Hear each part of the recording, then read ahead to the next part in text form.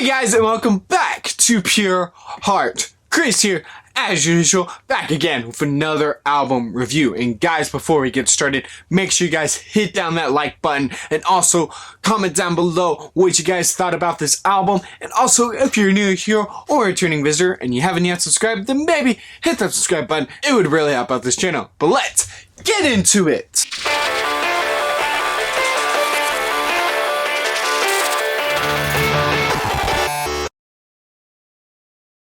So Heathen by Gawvi is Gawvi's third studio album.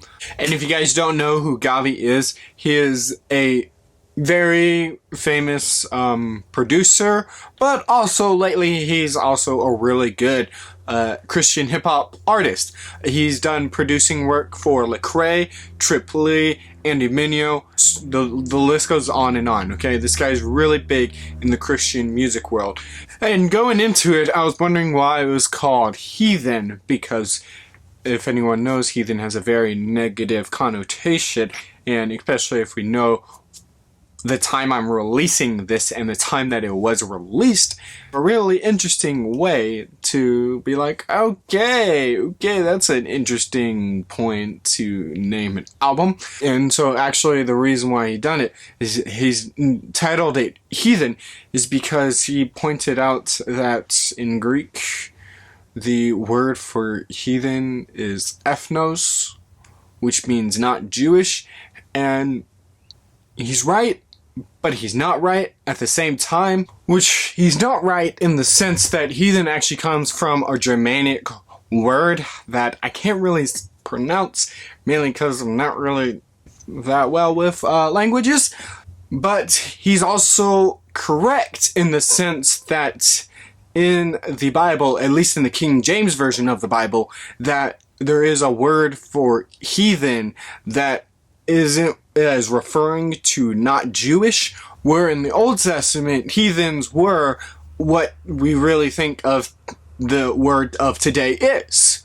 However, with this new covenant that we have now in Jesus, then the word heathen that we have in our minds of them being this barbaric evil people that is pagan or whatever you guys may think is not really true because of what Jesus Christ has done. But his intentions for this album is really great. He wants to change this culture that we have in our minds about, hey, this heathen word that we have is not really true to what it is, even though in some instances it is true. So it's really kind of this counterbalance of it. And honestly, that's literally what I thought about this album. It's really this counterbalance of this really good stuff in here, but it's also where it's like, okay,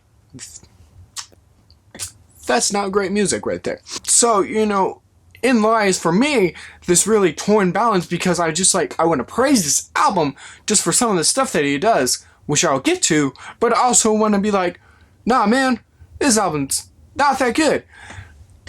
And so it's really this torn factor between me of reviewing this album, because I see his intentions are pure and amazing, but at the same time, yeah. But with that, let's get into the good of this album.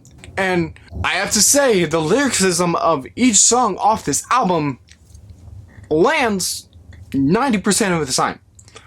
A lot of these lyrics are amazing that I have loved. A lot of these songs, the lead single going off of this was Not Too Far, still an amazing song.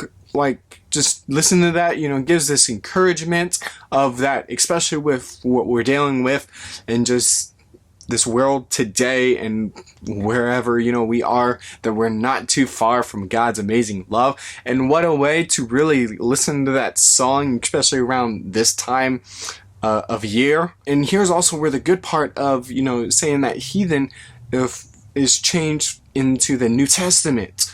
And that is with songs like Sin, Vanity, Criminal, and just so many to name off this record, where a lot of these songs are really just proclaiming the name of Jesus, and he also has some really good collaborators onto here. He has new names in really this Christian hip-hop world, where it's Ecclesio, can't really say that name, who does provide amazing stuff onto this album, but he also has some of the most recognizable names in the song Who You Gonna Be. Amazing artist in his own right, Trip Lee, and also on the other side, an amazing gospel worship singer in Israel, Heathen. Again, terrible at names. Man, you guys need to start coming up with some easy names in the Christian world. And also, in the beginning, where it just has this children's choir that it really gets you into this album, and that really tells you of how this album is going to at least more or less turn out. You also really get that within the really first official song, in Jit, which at first I didn't really like, but then as I listened to it the second time with the lyrics, I was like, alright, this is actually not that bad. And here's also where the interesting part is that the reason why I believe he also named it Heathen for this part, is that a lot of times Christian rap gets really a bad name for itself, mainly because people don't think rap and Christian should really mix, because especially if you listen to today's rap, you'd be like, nah man, dude.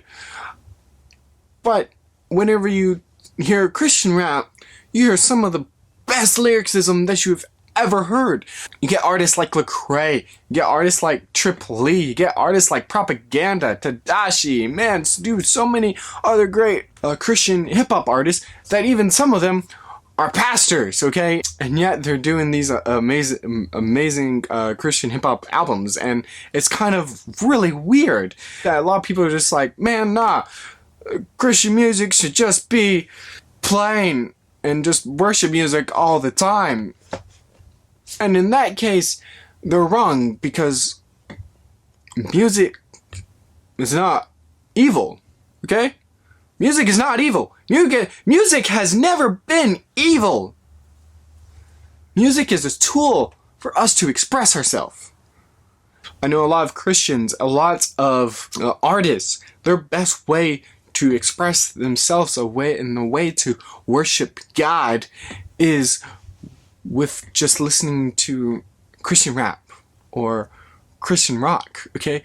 And especially if you have kids growing up, 9 out of 10 times, they're not gonna like a lot of the CCM and worship stuff, hymns, and that type of stuff. No, a lot of them like different type of music, okay? They like rap music, they like rock music, they like whatever you name it, okay? They like, usually whatever popular is in today's society, 9 out of 10 times, at least within pop culture. There's a reason why it's called pop culture, is it's popular. But enough rants about that. There's also another song on here that I personally really enjoyed, which it got me thinking, and it's the song called I'm Fine, where how many times have we talked to someone that, whether it be at church, whether it be friends, whether it be to family, where they ask of how we're doing, but all we say is that we're fine, when in reality, we're not fine. And I felt like that song hit me just a little bit different from here and there, because sometimes it's like, yeah, dude, nah, I'm just fine, when in reality, I'm not really that fine. And that's just really just normal human tendency. But with all that, okay, all that rant, all that, saying good things, there is some bad onto here, and really, the lyricism is amazing, but the music is probably at least 70% of the time very cringeworthy, and really just, wow, that's oofa. That's just like, oh man, dude, I'm kind of embarrassed of listening to this. Especially, going down the car, because it's like, ooh, like, why did I listen to this? Oh, that's bad. And there's also some songs that's just like, why'd you have to put this onto here, okay? Songs like Girl, I didn't really care for it. Personally, it's just, it was really weird. Climate Change was a little bit on the nose. And then really the ending to this whole album, which is called Sinner's Chaos. At first, you know, whenever they're doing the music of Sinner's Chaos, it's really good, but it's really the epilogue of that song that they go into really this talking about, hey, the album's done, woo, woo, yay. And you know, it's Gawvi talking with his friends about the album. And it's just kind of weird to end things off, mainly because it's just 7 minutes. Just the song really is only 3 minutes long, but then it just goes into 4 minutes of them just talking. It's kind of weird, personally. But if you're a fan of Gawvi, you'll probably love it, okay? That's the thing about this album. If you're a fan of Gawvi, you'll probably love this album. So overall, I'm gonna have to give this album a 3.5 out of 5. Hallelujahs! An album that if you're a Gawvi fan, you'll enjoy it. If you like Christian hip-hop, you'll enjoy it. If you've never heard of Gawvi, then this is like one of those albums that maybe you should listen to, or any of his other albums, because I really do recommend you listen to Gawvi's voice, mainly because he has a really good voice that is not really heard that much in with today's. He doesn't sound like some regular pop culture artist, you know. He just tries to be him, and that's actually really cool. This is why I was a really huge fan of Gawvi, because he has something that, you know, you've never really heard before. But this is also an album that has really good lyricism, but it also is kind of cringeworthy in the music taste, personally. But with that, if you guys would leave a like onto this video, and also comment down below what you guys thought about this album, what your guys' favorite song off this album was, and also what you guys want me to review, whether it be in the past, or coming up, or whatever it may be. You know, put it down in those comments down below. It really helps out me, just getting out new content for you guys. And also, if you're new here or returning visitor and you haven't yet subscribed, then maybe hit that subscribe button. It really helps out this channel. But with that, you are loved.